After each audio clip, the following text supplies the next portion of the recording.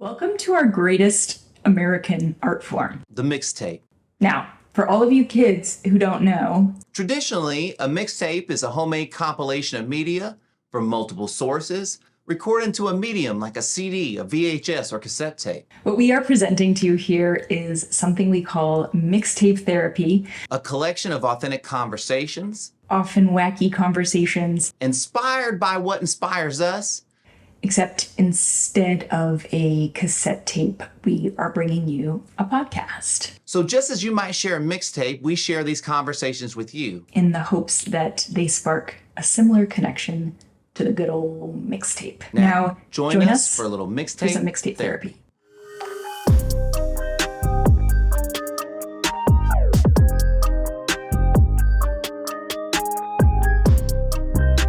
Hey, so to start this off, do you mind reading the poem? I like it when you read the poems. Do you mind reading it?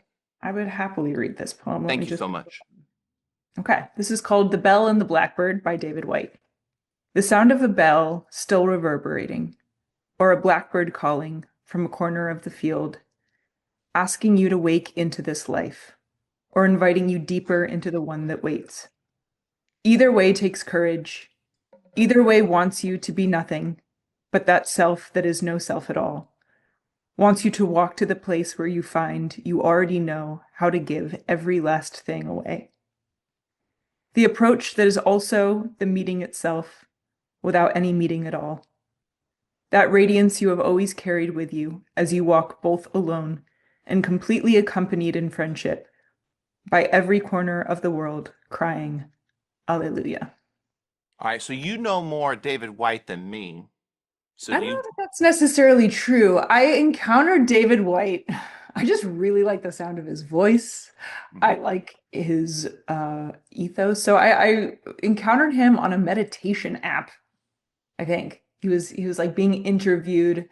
Who was he being interviewed by? Of course, the name is escaping me, but it was kind of through the lens of more of like a Zen meditation type approach, and his poems are very meditative, I would say, right? It's like gets you into this place of even the words of this poem are kind of hinting at that meditative state of kind of becoming everything and nothing all at once. But this is a man who I think particularly speaks to grief and loss and finding beauty and peace amidst the absolutely terrifying and inevitable truth that we're going to lose everything one way or the other. And seems to, I mean, when he talks or when you read the poem, there seems to be a great peace about it, even though if you actually start to dig into what he's saying, you're like, oh my gosh, yeah, we're all gonna die and we're gonna lose everything. And yeah, I mean, I could start going more into the poem, but the bell and versus the blackbird, at least my understanding, is it's this kind of choosing the life of man, the life of society. The bell, it's like a man-made thing. Structure, the way things are supposed to be done. Orderliness, right? I also I can't help but think of like a church, right? Or something that's established, versus the blackbird, which is this wildness and ineffability, my favorite word. My favorite word to use, right? Meaning that which cannot be expressed, but more of this wildness. And we're drawn to both of those things and choosing either one. I think he says, what does he use the word? He says it's brave to choose either one. Which I would also say it's like, right, any choice that you make in life is a hard one. Any choice in life you make is a brave one. Which, man, like all good poetry, it's so hard to try to land on like why this resonates or what this is saying. But I think it's pointing in this direction of we have to make these choices in life.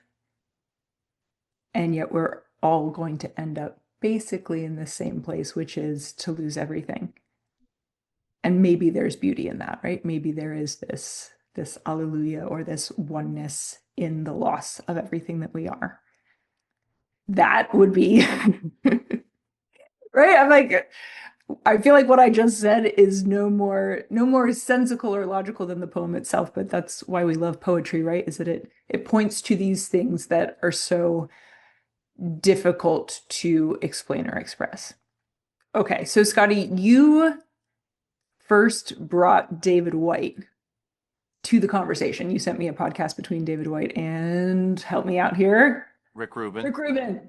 Always. It seems like it's always. It's always Rick Rubin. Love Rick Rubin. What was hitting you about that conversation? You know, I had no idea who David Whyte was, right? And I'm so interested in Rick Rubin that anytime he brings somebody on, I'm like, okay, well, I just want to check it out because I'll probably be interested, right?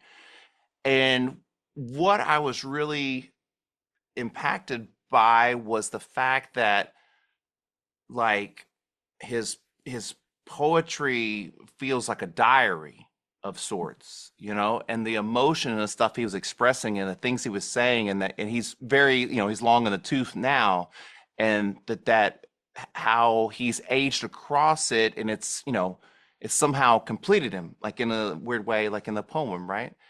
And I just thought, well, I mean, I guess when I heard him, I was like, this guy gets it. You know, he gets it. He gets what this life is, and he's speaking to it very poignantly, especially in this poem, right? And so I think that that's initially what drew me in, and then of course I ask you, and you're like, "Oh yeah, I've heard of him before," and you're like, "I've actually seen stuff before," and so then I was like, "Okay, well, I just kind of want to dig in," and it was like a two-part interview, and I listened to the whole thing, and me personally, I've been on this weird spot and journey where I'm kind of like, you don't have to do anything. Like you're doing everything and nothing all at the same time. He kind of says that in the poem, right? And we feel like we have to make these magnanimous choices about every single thing. And like, it really matters, like what kind of coffee creamer we buy. Like that's like a big decision. And like, you know, when you get slapped with reality of like real things, you realize how small the majority of our decisions are compared to really big ones that you have to make.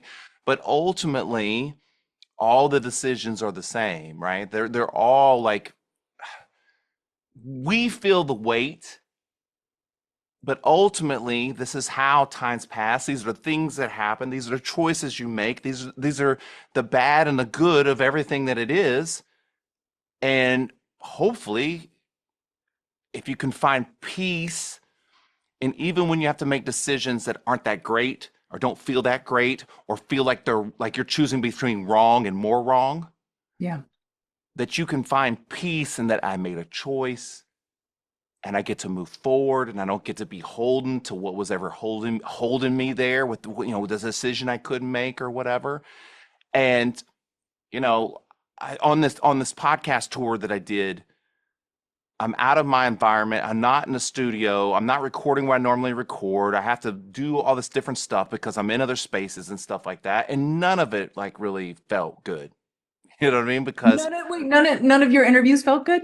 no, the interview went well, Yeah. but you know, these interviews were shorter and I never got comfortable because in here, I'm comfortable. I know this, right? And I remember I kept telling myself, like, all you got to do is show up. You know, show up as your best self. Let the interview go where it's going to go. Try to be present and ask questions. And that's how I am in relationships and communicating with someone else anyway. But I think that a lot of times in other things, probably more important than podcasts, we feel like we got to do something. I got to do something. I got to make this choice. If I don't make this choice, everything, and that's not true, you know? And a lot of times, like, you know, not making a choice right then is also a choice. Yes. And that could be the right choice. Like, it's like, should I break up with my boyfriend or girlfriend right now?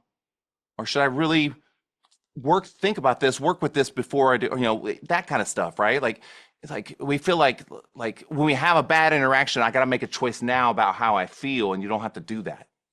What for you, Scottie, when he presents the bell versus the blackbird? I gave you like my interpretation of that, but what is that? What did that bring up for you? What it really made me think of is that there are many, like, okay, when he said the bell, like I automatically thought of like I don't know what you call them. What do you call them? Like a meditation bowl, Yeah, right? Like singing bowl. Mhm. yeah, like yeah. And it's a call to present. That's what you do that for. It's a call to present, right? And there's all these things all day long that give you a call to present. And it could be some bird, or it could be some bell, right? Or it could be something totally different. But there's constantly things that are calling you to the present. Like it's like for me, a lot of times it's my kid. Yeah. Like she'll go, like she asked me last night. She goes, "Daddy, what does it mean when you sigh?" And I said, "Well, it can mean a lot of things. It can mean I'm like relieved, Yeah. frustrated, or whatever." And I realized that like even in those slight little moments, she's bringing awareness that I can show up better. That sounds crazy that like, like why are we worried about sighing and like things like that? But, kids are like little truth boxes and they notice and ask questions about everything. And I try to answer everything she asks me. And her as an individual brings awareness to my presence and who I should be. When I was gone on my trip, I thought of her a lot. I thought about, like I'm away from home. I'm doing this for free. Like, why am I doing this? I'm taking time away from her. And I was like, I hope I come back better. I hope I come back more aware and more present. I hope I come back more creative and more engaged. So then that way she gets all that, the people that are important to me get what I got out of that. And that only happens by me being present as in many moments as I can, I feel like. Yeah. Did I answer your question? I don't know if I answered the I mean, question. it does. I mean, we're talking about poetry, man. So everything is kind of welcome here. I also think there's this note going back to the bell. Because for me too, the bell is marking time, right? It's like traditionally church bells marked the hour, marked the time. But there's also we talk a lot about the infinite present. It's like the present is all we have. And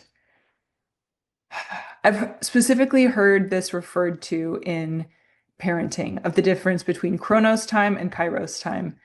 Kronos being like the literal passing of hours, right? Like getting them to school on time, packing their lunch, like doing all the things like changing the diaper, changing the clothes, and things that actually like mark the day, right? Which in parenting, as I understand, my limited understanding of parenting is that it can feel like time is this burden, right? It's like this unending kind of cycle of tasks and doing and The days are long and the years are short. yeah, that That's cliche, right? But then also there's this idea of Kairos time, which is the time that is so present that it feels infinite, right? When it's like just that moment when you're genuinely laughing with your kid, or you genuinely feel delighted and you genuinely feel present with them. And that being sort of, to go back to the poem, it's like this, that is like the total dissolving of self, or the dissolving of anything else, because all that matters is this moment that we're sharing. Like this precious moment is all we have. So yeah, I don't know. I don't know what that means, but Hey, I'm gonna put you on the spot a little bit, and I hope that you're okay answering this. In the season that you're in right now in your life, okay? crazy season. Yep. Okay. How are you trying to cultivate this? Because I would assume with what's holding on to you right now is like it keeps pulling you out of the present, right? You know what I mean? I gotta think that it impacts you in some way like that. So what are you doing right now to do these kinds of things? Or do you feel like you're so much in the present is too much? Wait, is it the opposite? I feel like it's the opposite. Okay, I say feel like, more. yeah. So right, because I'm having these struggles. I'm in this total limbo in my life, right? I'm living with my parents, something no one wants to do when they're an adult, or maybe they do, but I do. I do. I I'm know gonna it keep sounds saying nice. And there are wonderful things about it, right? I think I've mentioned this um, on other recordings that we've done, although maybe I haven't. But in this like worldly sense, right? In this sense of like society and what we should be doing, it's like to be living with your parents and like single and 32, almost 33, and like all of that just look to me, right? It's like spells out failure. And also, right, I've been having these struggles with sleep and mental health, like hardest phase in my life I think I've encountered up to this point. And if anything, it has forced me to be so in the present moment because that's kind of the only way that I'm able to operate without kind of melting down or falling apart and freaking out about where I am in life. because if you think too much in the future, it feels like you're behind. Like you start to. Yeah, and I also like I actually don't know like what's next. I don't know what I'm going to do. Like people I ask don't me, either, by the way. yeah, I know, but like you've got to you have the guise of like the things that you're supposed to have, right? Like Sure. partner, kids, job, right? All those things. And I have so much to also be grateful for. Like I'm so glad that I'm still able to work and I'm so glad that I'm, still able to move and go out and see people. I'm meeting new people. All these kinds of things are still happening, even though I'm in this place that I would never choose. Um, but one could argue I do need to make a move. Like I do need to do something to move my life forward in some capacity. Like I need to move out of my parents' house. Like that's something that definitely needs to happen. And at the same time, to sit freaking out and feeling anxious and paralyzed isn't getting me any closer to that. And so I spend actually, I would say the majority of my day in like pretty radical presence, which is weird. But it's a much more sane place from which to operate, right? Like being fully with my clients, being fully in the moment with my parents, a big thing, right? The antidote to, oh my gosh, I can't believe I'm living with my parents is to look at my dad, who's 82, and I don't know how many more moments I'm going to have with him. And if I were off living somewhere else, like I wouldn't have this time with him. And so, yeah, I mean, and Okay, that is can I ask I'm you? giving you the most optimistic version of it because I am freaking out, but I'm also like, Okay, what so is this time for? okay, you said that you feel radically present, right? Is that Yes, what you said? Okay. not Do all the you feel time, but more so than usual, I would say. okay?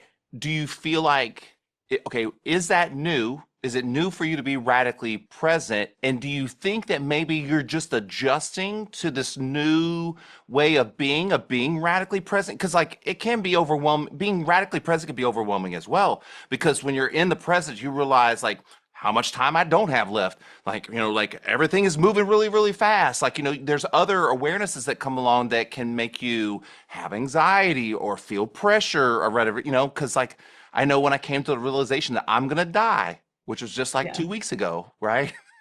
And I was like, I don't want my child to grow up fatherless. Mm. And so it gave me anxiety because I was like, I got to go to the doctor. I got to make sure all my stuff is square. I got to make sure I'm alive. Don't get hit by a car. Like, I mean, it's like it was a new thing because I became so present about like it's happening right now. Mm. So what do you think? Do you think that are you just Those sound like adjusting? separate moments. One sounds Okay. like presence, and then the presence led to you kind of like having important realizations about the future and what you need to do. But there was what was the moment in which you felt like zapped into the present moment?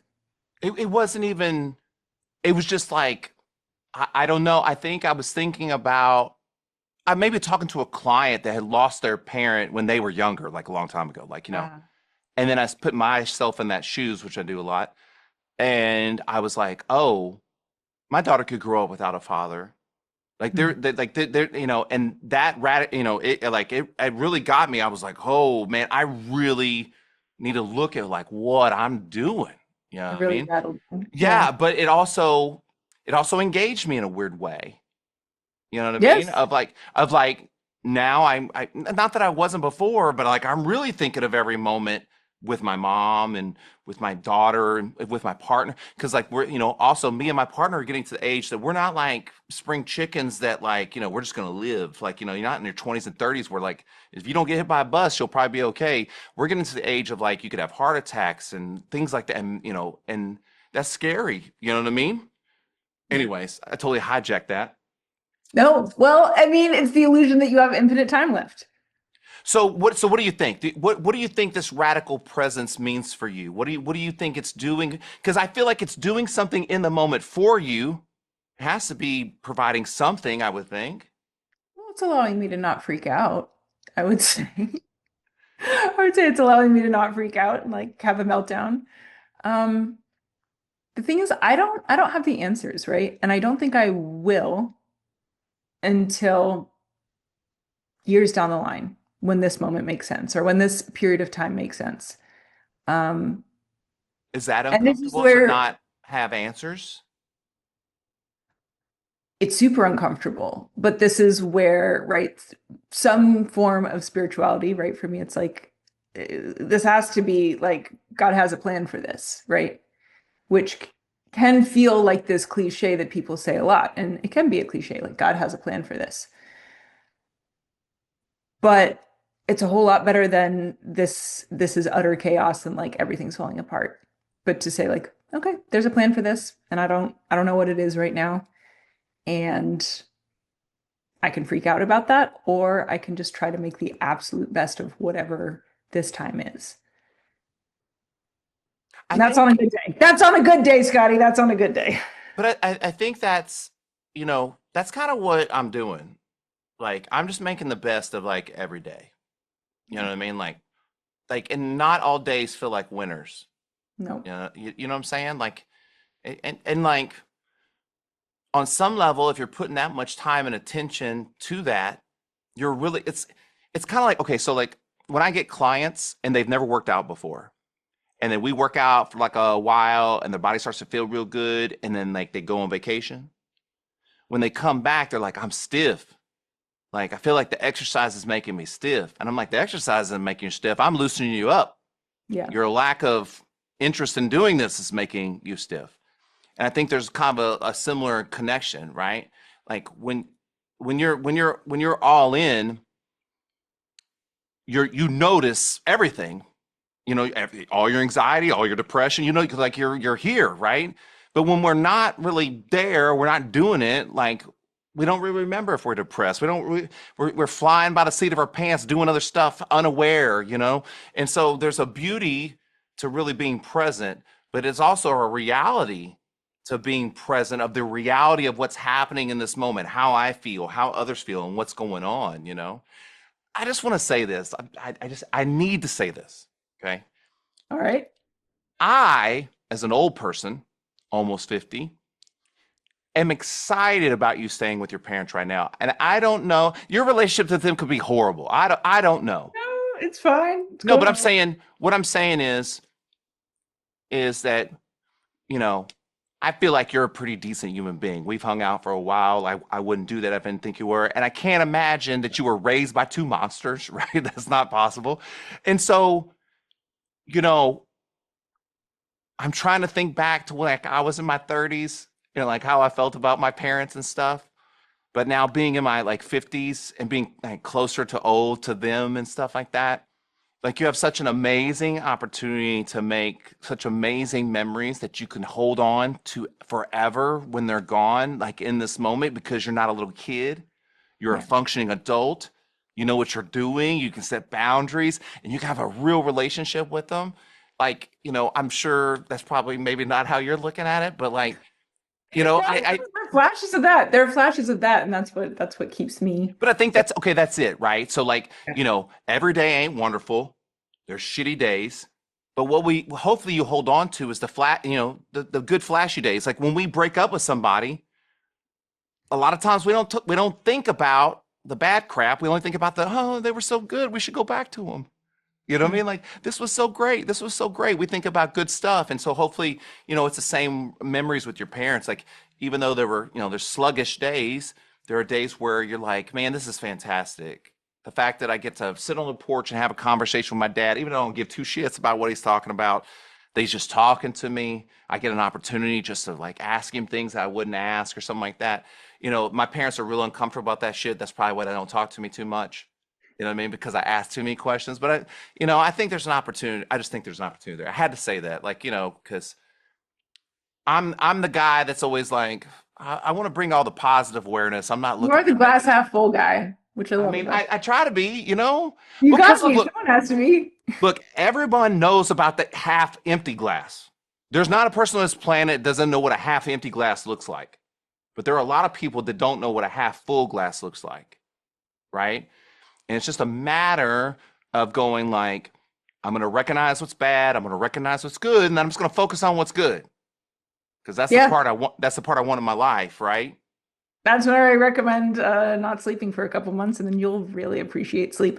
Or going through any hard time, right? You're like, wow, there's so many things that I took for granted.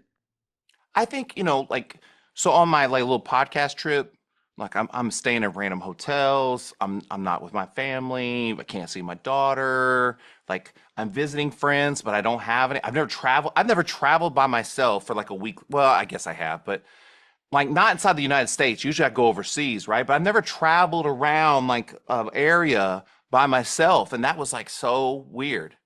You Hmm. know what I mean? To just be by myself all the time. But to your point, when you take away family, kids, friends, and in my home and everything that I really love, I really have I'm grateful for it. I was so grateful to come home. I was so excited to come home and see my daughter and do the whole thing and be back home. And I remember on Monday, I walked into the garage like I usually do from like my first appointment, like when I get ready in the morning. And I knew when I was on vacation, I was like, you better enjoy this a little bit more than you think, because when you get back to your grind on Monday, you're going to be like, oh, back to the grind on Monday. And when I walked in the garage, I was like, back to the grind on Monday. And I did have more appreciation for it. But I was like, you didn't really appreciate the time you had by yourself enough either. Oh yeah, we never do. We We never never do. Like, and I tried. I except was for trying. these flashes. Yeah, Or the these flashes. flashes in which we lose ourselves. Do you think Okay, so I'm really obsessed with like when I work with like my athletic clients, like my players and stuff like that, of like being in the zone or like Mm. flow state, Yeah. right? Do you think that these moments, these flashes we talk about are kind of flow state, where like you're in the flow of the universe and the people in your life and stuff like that, and the worry, not that the worry goes away, but for a moment you just don't, like you're just there, and things are good, you're happy, it couldn't be greater, and it could be as simply as like just sitting by yourself, like looking at a pond, or it could be Yeah. just, I don't know, like what do you think? I feel like that's where something greater takes over, right? Whether you Yeah, call that God or the universe or the mystery, right? It's right. like something else takes over. And I think so many athletes and performers have described like when they're complimented on some amazing thing that they pulled off, some like terrific feat of strength or skill or agility or whatever it is. So many, I think almost all of them, I don't know, I shouldn't say all of them, but many of them say it wasn't me. It's Yeah. like something else took over.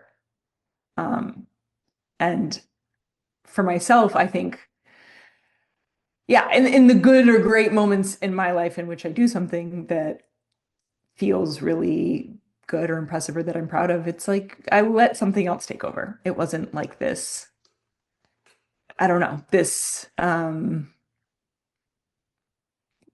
it's like when the self goes away, when you let yourself get out of When the you let way. go. Yeah, basically. Yeah, totally. Surrender, baby. We're all gonna die. And And that's a wrap. Sure. So in kind of a like in a wrap up kind of way, like in a kind of bringing this all like around full circle, what was your what's your biggest takeaway from David Whyte in general, but maybe this poem, you know, and had you read it, you've read it before we did this? Yeah, I'd heard it before. And to me it was always just like, right, it wasn't something that I'm like, I'm gonna really sit and think about this logically. It was more just it felt I'm such a feeling person, right? More than a cognitive person, but it's like I like the way this feels. This feels like it's pointing at some deep existential truth. Um, I'm sorry. So what was your question? I was just I asked like what like what was your biggest not like takeaway, but what was your you know what was the thing that really like in his work in general or this poem that really you took from it, I guess is what I should say. Yeah. I think, well, and there's a line that we haven't talked about yet, but it's like this feeling of being both totally alone and surrounded by the friendship of creation. And I think loneliness is something that almost everyone feels at some point. The crazy lie about loneliness is feeling like you are the only one who feels lonely, like you are uniquely alone and the rest of the world is like out here feeling like they're part of something. But that no, loneliness is an essential part of being alive. And paradoxically, you are always surrounded by something greater. Whether You that's the know, collective loneliness of the human race, or whether there's this idea, right? Or whether it's something spiritual or something greater than yourself, that every moment in which you feel lonely is paradoxically, you are completely surrounded by all that is. you know, weirdly on that on this trip,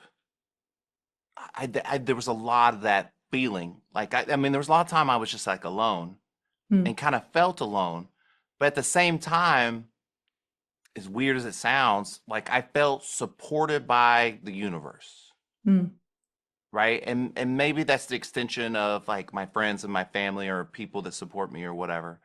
But like I know I've gone places by myself and felt more lonely than I Yeah. did on this trip, and I would guess that maybe that's more coming from a balance and presence of myself, Hmm.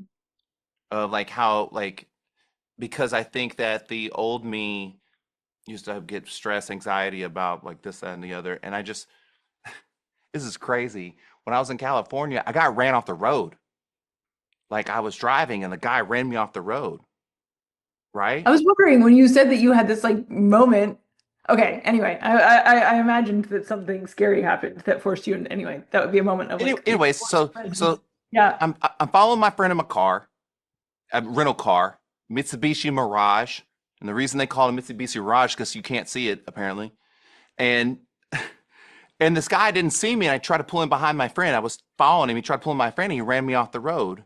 My And I gosh. ran off the road, got back on the highway, and distinctly I remember, you know, anytime any something like that happened, I'd be shaking, like just Yeah. like oh shit, like I almost died, da da da.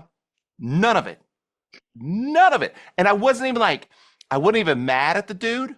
Like, I mean, I was upset, you know, because I could have died, but I wasn't like mad because I was pretty sure like he just didn't see me. You know what I mean? Like I Yeah. was just in a bad blind spot or whatever.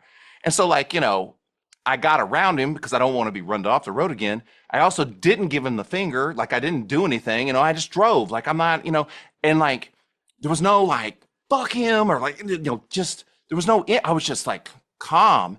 And I You were remember thinking, well, I in remember, friendship with creation.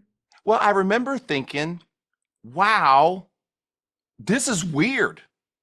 This is weird that I'm not shaken or mad or whatever. And like, am I okay? Like, is that okay? And like, I felt like it felt uncomfortable because I've never been that solid before. You know what I Yeah. mean? Total side note, when I got to like when we got to where we're going, like I asked my friend, I go, hey, did that guy run me off the road? He's like, oh yeah. He goes, I gave him the finger for you. I was like, oh, thanks. Appreciate it. I didn't. Thanks. Thanks, though. I appreciate it.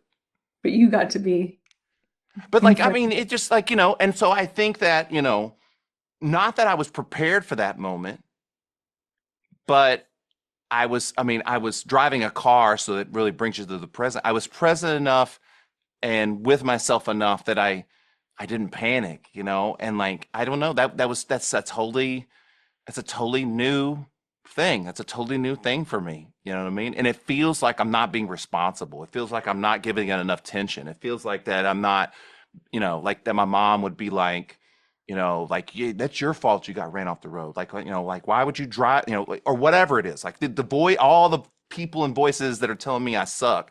And none of it was there. I was just kind of like, I mean, that sucks, but like, it just shit happens. You know what I mean? And like, sure, that guy, maybe he doesn't feel bad. I don't know. But like, I don't have time. Like, I got to move on with my life. I don't have time, you know? Yeah, it sounds like you were at peace. And also, that wasn't something you had control over, him doing Yeah. that. But I think, you know, maybe a little of this is like that we're talking about is that struggle of like what we control, what we don't control. You know, a flow state would mean you're not controlling really anything, right? Like the flow is guiding you, you know? And so, you know, I think to kind of put a bow on this whole thing, like we're constantly called to be to the present. It's not always maybe the way we want or comfortable the way we think, but embracing each one of those little present moments is repetition, consistency. It helps like flatline the whole thing and not have it be so like up and down. You know what I mean? And I think that that's really important when really horrible crap happens or you're going through a bad phase of your life, like something that you can like hopefully lean back on or kind of rest on, that if I get myself present, we'll figure this out. I'll figure this out. This time will pass and it'll be something different, you know? Well said. If you Beautifully have done. something, if you have something that's mixtape therapy for you, make sure you let me and Hannah know. We'll see you next time, Hannah. We will. Thanks, Scotty. Bye. Bye, everyone.